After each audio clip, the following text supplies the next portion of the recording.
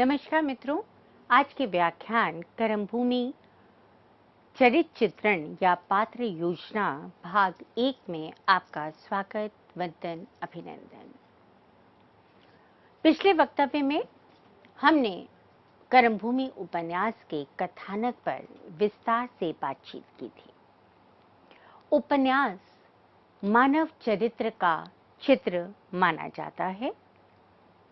प्रेमचंद का स्वयं का जीवन अधिकांशतः गांव में व्यतीत हुआ था, अतः उनके उपन्यासों में कृषक, श्रमिक, महाजन, जुआरी, युवतियां, मद्यपान करने वाले, मद्यप, कर्कश वृद्धाएं सभी अपने चिर परिचित अंदाज में उपस्थित होते हैं।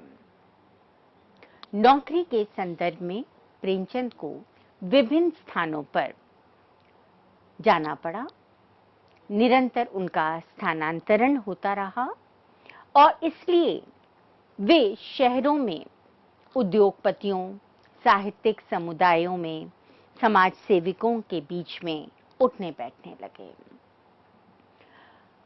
इन सभी व्यक्तियों की चारित्रिक विशेषताओं के साथ प्रेमचंद ने अपने उपन्यासों के पात्रों को गढ़ा है, उनको रचा है। अतः इनकी विशेषताएं उनके पात्रों में स्वयमेव देखने को मिलती हैं।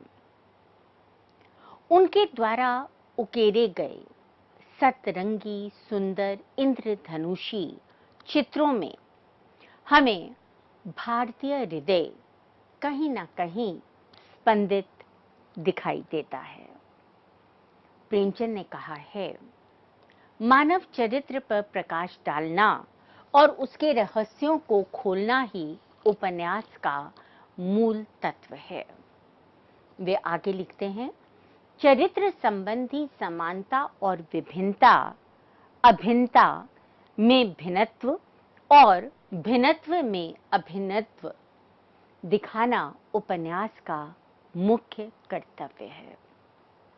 अर्थात कि मानव चरित्र किस प्रकार से विभिन्न समस्याओं को अपने जीवन में उनके साथ संघर्ष करता है।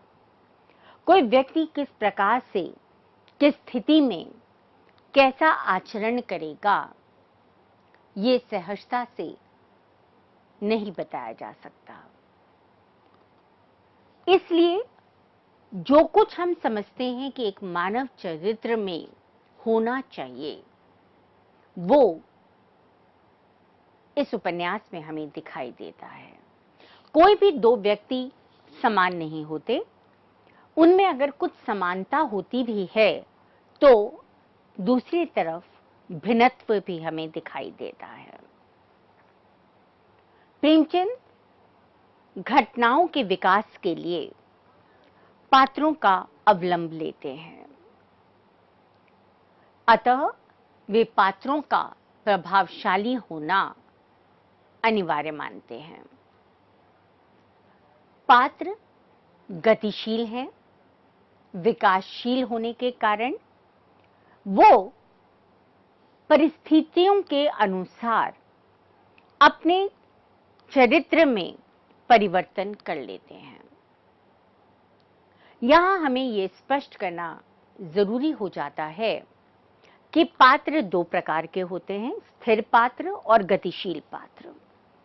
स्थिर पात्र उन पात्रों को कहा जाता है जो कथा के शुरू से लेकर कथांत तक जिनके चरित्र में कोई परिवर्तन नहीं आता।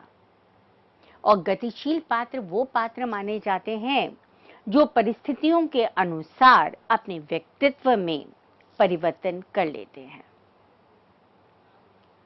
प्रेमचंद के पात्रों में मानवोचित अच्छाइयां और बुराइयां दोनों विद्यमान हैं। इसके साथ ही कर्मभूमि उपन्यास में यदि गांव के भोले भाले अनगढ़ पात्रों को उन्होंने लिया है, तो शहरी शिक्षित सनाड्य पात्र भी उपन्यास का अंग हैं। प्रमुख पात्र किसे कहते हैं? प्रमुख पात्र किसी कहानी, उपन्यास अथवा नाटक के मुख्य पात्र या चरित्र को जो नायक अथवा नायिका होता है उसे कहा जाता है। कथा में यह आद्यंत विद्यमान रहते हैं।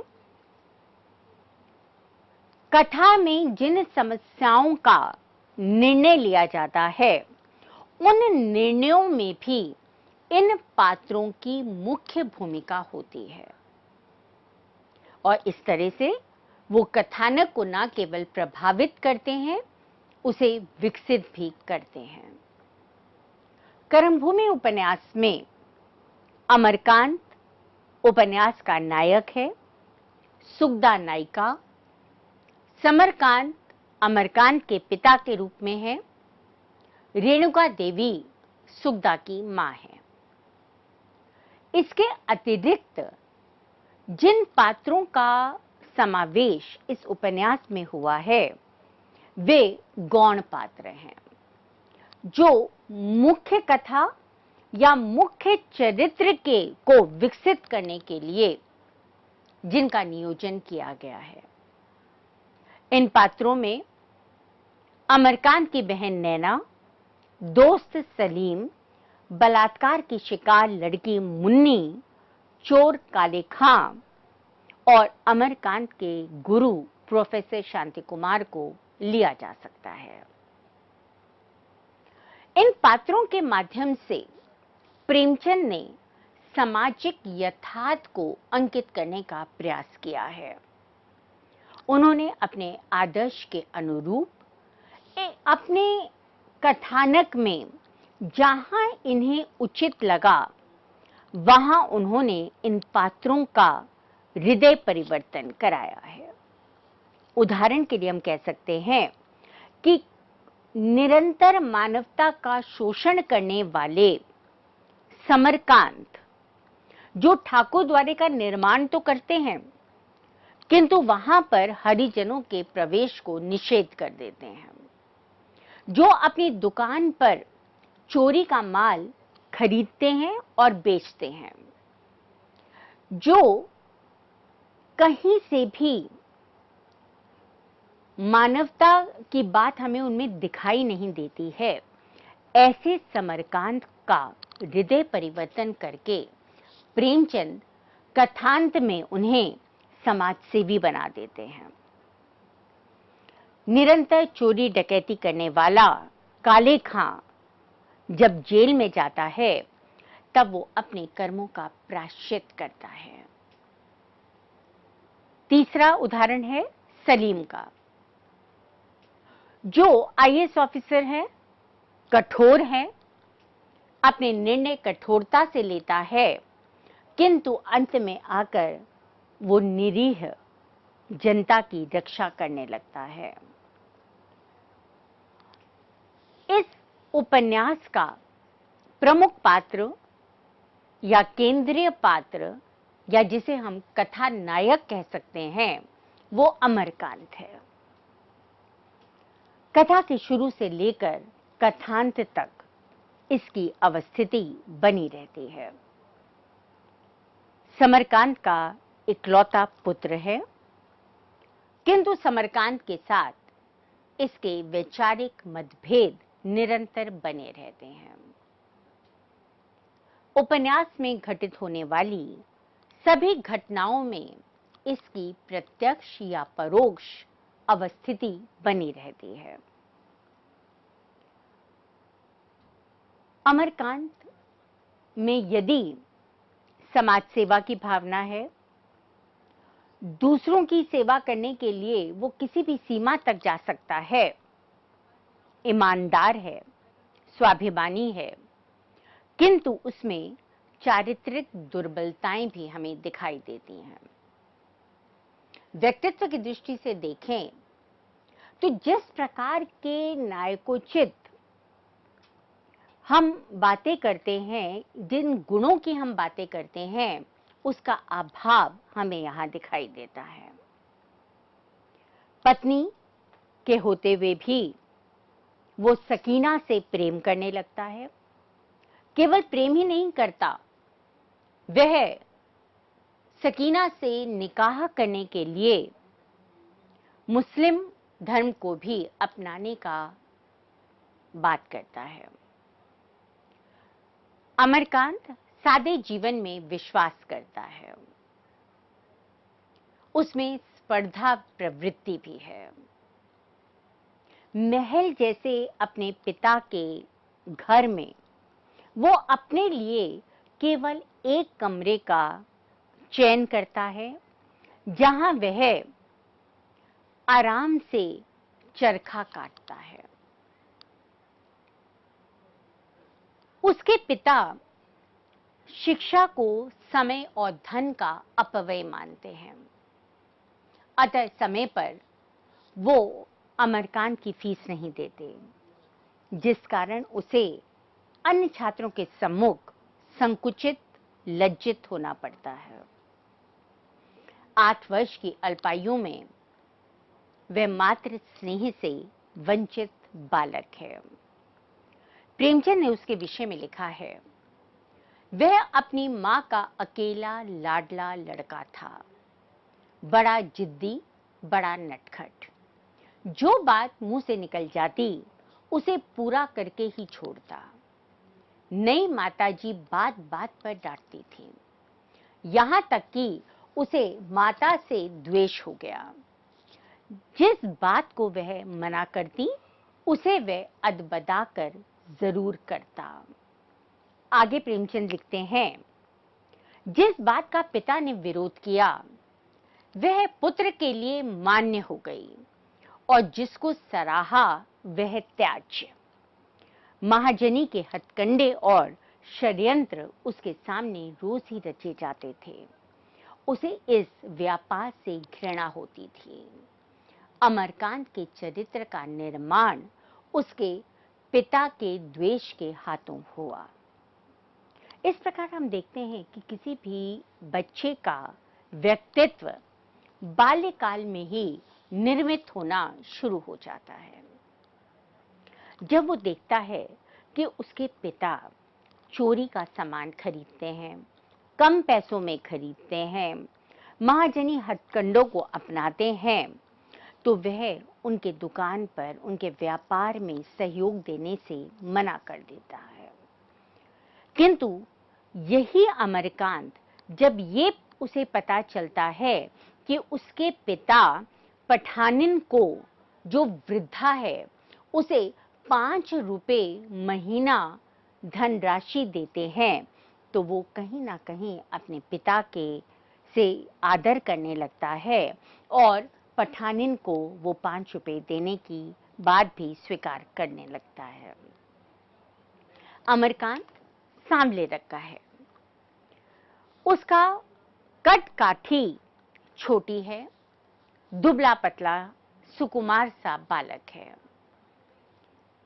उसकी आयु लगभग 19 वर्ष की हो चुकी है, किंतु अभी तक उसकी मसें नहीं आई। 19 साल का होने पर भी वह 14-15 साल का किशोर सा प्यारा सा बच्चा लगता है। हमेशा उसके मुख के ऊपर एक वेदनामयी दृढ़ता दिखाई देती है, जो बहुत कुछ निराशा से मिलती जुलती है। वो कुछ करना चाहता है, समाज के लिए करना चाहता है, किंतु कर नहीं पाता। उसे ऐसा कहीं ना कहीं अंदर से लगता है कि समाज में, संसार में उसका कोई अपना नहीं है। माता की मृत्यु के बाद दोस्तों के कहने पर उसके पिता पुनः विवाह कर लेते हैं। नई माता से उसका मतभेद रहता है और नई माता बहन के जन्म देते ही मृत्यु को प्राप्त हो जाती है। प्रेमचंद ने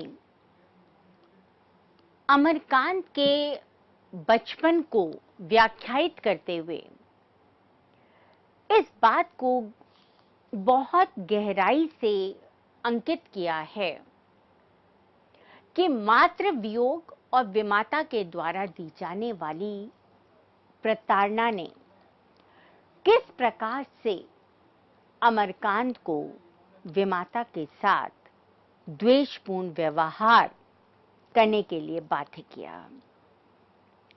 किस प्रकार से वो अपने पिता से विमुख हुआ। मातृहीन बालक किस प्रकार से छोटी छोटी बातों के लिए प्रताड़ित होता है। पिता ने अपने समान ही धनार्जन और उस धन का संचय करने में विश्वास रखने वाली लखनऊ की सनाढ्य विधवा रेणुका देवी की ऐश्वर्य वैभव विलास में पली सुकन्या सुगदा से उसका विवाह 19 वर्ष में ही कर दिया, क्योंकि अमरकांत सादे जीवन में विश्वास रखता था। धन संचय करने में उसका कोई भी विश्वास नहीं था। पिता के व्यापार में वो सम्मिलित नहीं होता था, उनसे उनका द्वेष रहता था। इसलिए पत्नी सुगदा के साथ भी वैचारिक धरातल पर उसका मतभेद बना रहा। छोटी सी कोठरी में वह निरंतर चरखा काटता था और चरखा काटने के अपने इस नियम में यथासंभव वो किसी भी प्रकार का व्यवधान नहीं आने देता था। अमरकांत स्वाभिमानी चरित्र वाला व्यक्ति था। स्कूल में जब पिता द्वारा फीस समय पर नहीं दी जाती थी, तब उसका मित्र सलीम वो फीस चुकाता था और यह बात उसे अंदर ही अंदर संकुचित और लज्जित करती थी। इतना ही नहीं, जब उसकी बहन नैना उसे कहती थी कि मैं पिता से अपने लिए पैसे लेकर आपको दे दूंगी, तो वो उसे भी अस्वीकार कर देता है। लखनऊ जाकर अपनी शिक्षा पूरी करता है और विदेश से ऊंची डिग्री लाने के प्रस्ताव को भी अस्वीकार कर देता है। वह कहता है, मुझे डिग्री इतनी प्यारी नहीं है कि उसके लिए ससुराल की रोटियां तोड़ूं। अगर मैं अपने परिश्रम से धनार्जन करके पढ़ सकूंगा तो पढ़ूंगा, नहीं कोई धंधा देखूंगा। वो अपनी सास से पैसे लेना नहीं चाहता, अपने पिता से पैसे नहीं लेना चाहता और अपने परिश्रम से वो आगे बढ़ने का निश्चय करता है। सुगदा क्योंकि ऐश्वर्य में पली हुई है, धन की उसे कभी कोई कमी नहीं रही और इसलिए उसे ये बात समझ नहीं आती कि सिनेमा जाने का आग्रह अमरकांत क्यों अस्वीकार कर देता है। अमरकांत उसे समझाते हुए कहता है, जो आदमी कुछ उपार्जन ना करता हो उसे सिनेमा देखने का कोई अधिकार नहीं। मैं उसी संपत्ति को अपना समझता हूं जिसे मैंने अपने परिश्रम से कमाया है।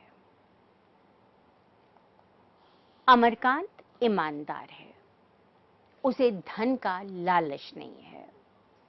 इसीलिए पिता की लेन देन की दुकान पर चोरी के 10 तोले सोने के कंगन मात्र 50 रुपए में बेचने आए काले खां को डांट कर भगा देता है। इसी तरह से गोरों के द्वारा लाई गई सोने की चेन को भी वह कम पैसे में खरीदने के लिए अपनी स्वीकृति नहीं देता। वो जानता है कि ये बात उसके पिता को पसंद नहीं आएगी, किंतु फिर भी वो अपनी ईमानदारी से कहीं पर भी समझौता नहीं करता।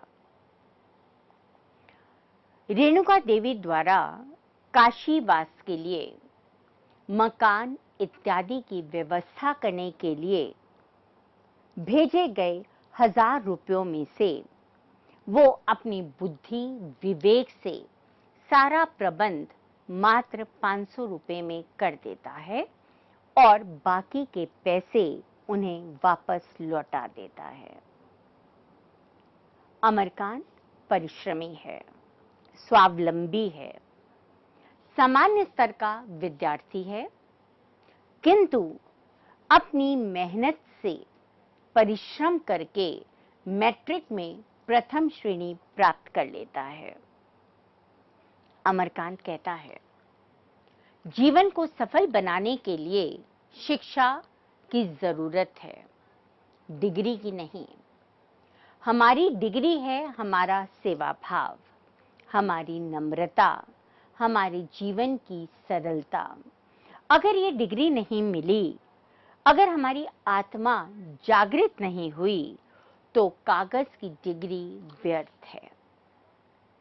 वो शिक्षा को जरूरी मानते हुए भी व्यवहारिक शिक्षा को ज्यादा श्रेष्ठतर मानता है।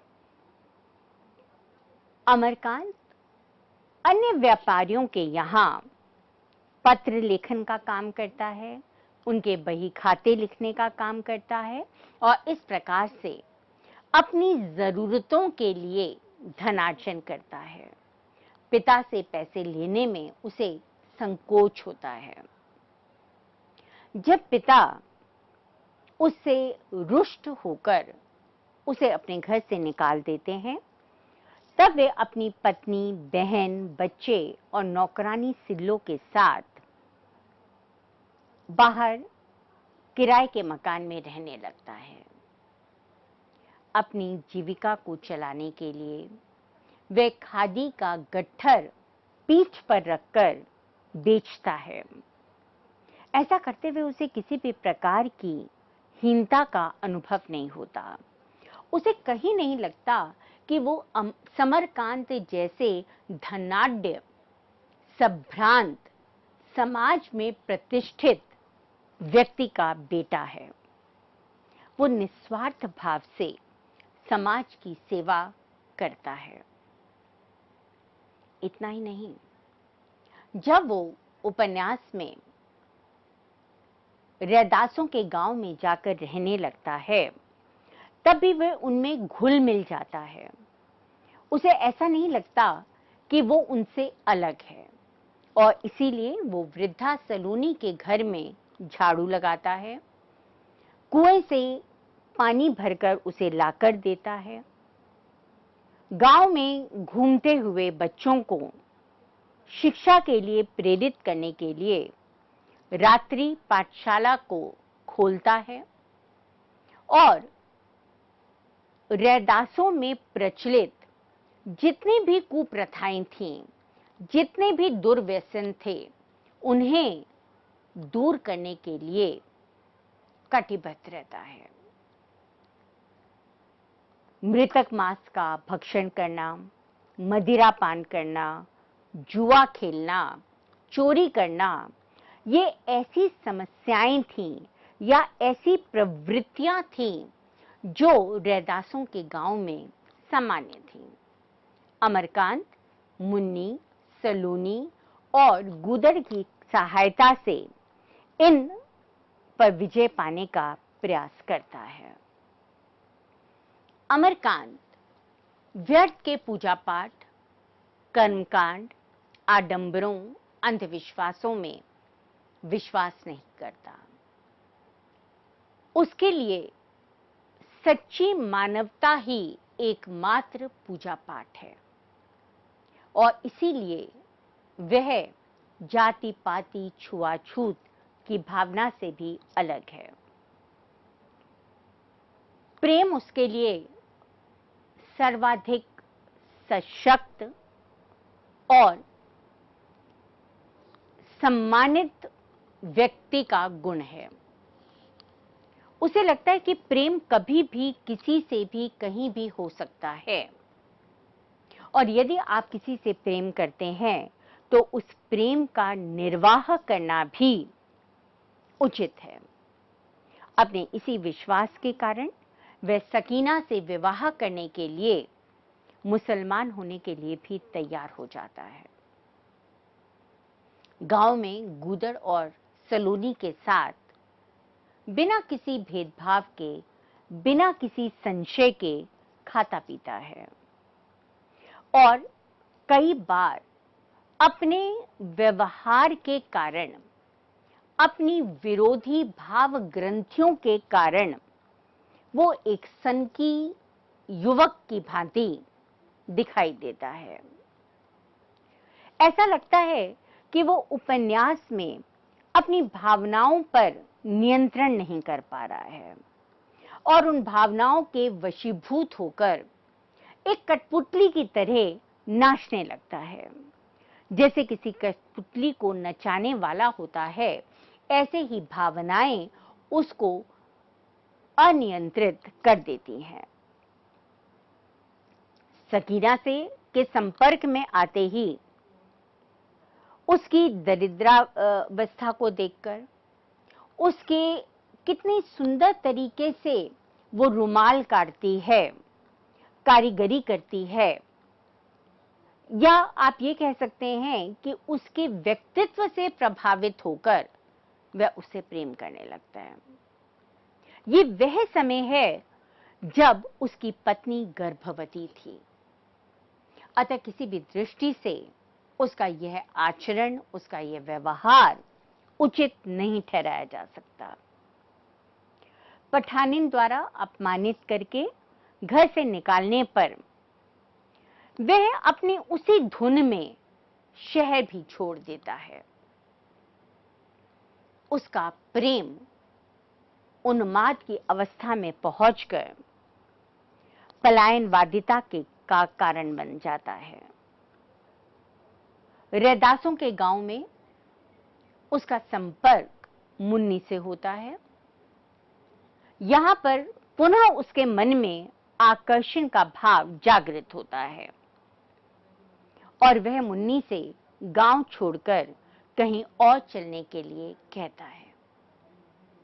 यह बात भी अनुचित लगती है, क्योंकि उसकी पत्नी सुगदा निरंतर उसके आंदोलनों में, उसके जीवन में कंधे से कंधा मिलाकर उसके साथ खड़ी है। वो चाहती तो समरकांत के आलीशान महल रूपी भवन में रह सकती थी, पर उसने वहां रहना स्वीकार नहीं किया।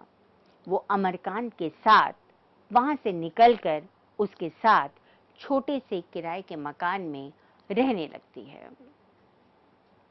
अमरकांत पहले किसानों द्वारा किए जाने वाले लगान संबंधी आंदोलन को रोकता है, शांति का मार्ग अपनाने का पक्षधर होता है, पर वहीं जब उसे नैना और सलीम के पत्रों के माध्यम से सुगदा की गिरफ्तारी की सूचना मिलती है, तो वो बदले की भावना से भरकर किसानों को उकसाने लगता है।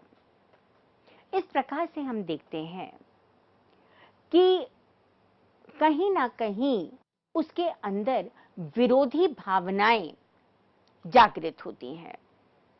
अमरकांत में स्पर्धा की भावना है। रैदासों के मध्य रहते हुए कहीं ना कहीं उसके स्वप्न कुचले जाते हैं और सुगदा द्वारा किए जाने वाले सामाजिक कार्यों से वो उत्साहित तो होता है, पर कहीं ना कहीं वह सुगदा के साथ प्रतिस्पर्धा भी करने लगता है। इस प्रकार से हमने देखा कि प्रेमचंद ने अपने इस उपन्यास में अमरकांत के चरित्र को बहुत सुंदर तरीके से गढ़ा है। नायक होते हुए भी अमरकांत में चारित्रिक कमियां भी हैं। ये चारित्रिक कमियां इसलिए हैं क्योंकि कोई भी व्यक्ति संपूर्ण नहीं है। व्यक्ति में श्वेत और श्याम दोनों ही प्रकार की भावनाएं उपस्थित रहती हैं।